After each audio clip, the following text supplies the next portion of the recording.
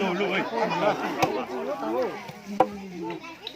thằng mà không thằng tôi không lo ăn lo hay chút chút nó chỗ nó thế na nó này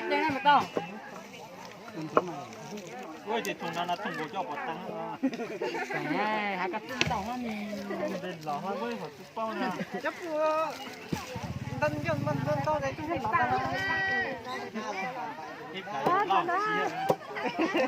tại tí sáng nó tại tí cho tao biết cái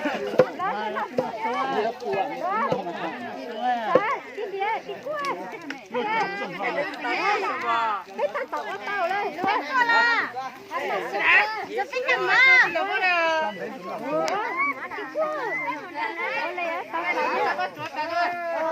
là cái cái mà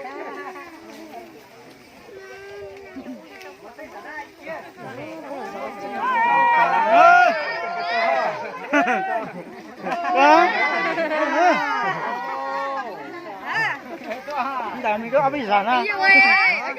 Tuột đàn à? Ô, chả mình to cái này rất dễ hả biết coi nó.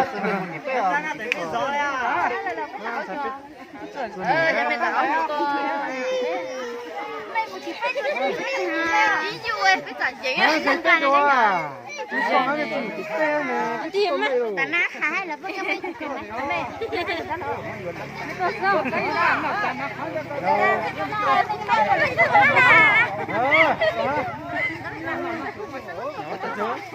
biết làm gì thôi biết nó căng là Vậy là gió tao chơi để hết rồi.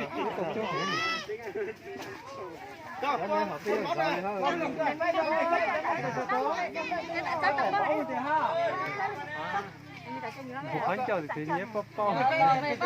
Có to. Giờ này có gì vậy? Tao say nó hổ trong mà.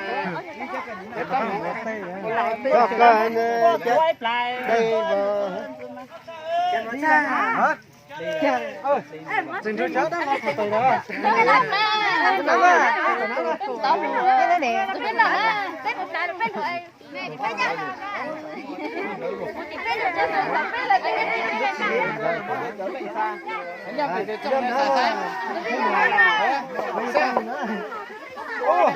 Dạ mình muốn nhá mình chúng ta bên cạnh rồi mà canh rau ra. Dạ ở đây có này.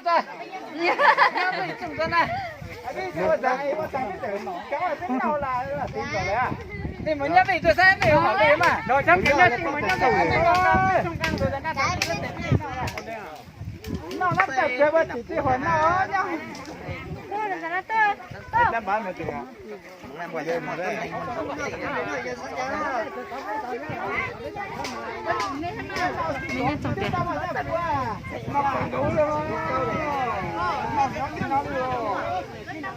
Mình biết cho mà, mình nhau bên cạnh cả rồi. Nhau chưa? Nhau rồi. Đấy này. Đấy này. Mình nhá phải biết thì cái thịt bè biết mà nhá phải có tả bè mà. Anh nhớ luôn, đi cái mà bè. Ô lên. Ra tới chúng mà trồng nho Nhá đấy mà trông à. Ấy không này hai không phải à, anh nhá thì mà trông. Nhất định đi liên ngang đối tao à, mới nhất định nào. À cả lâu, đừng mà lâu. Đấy này, đó này luôn đó này nhá, đó này.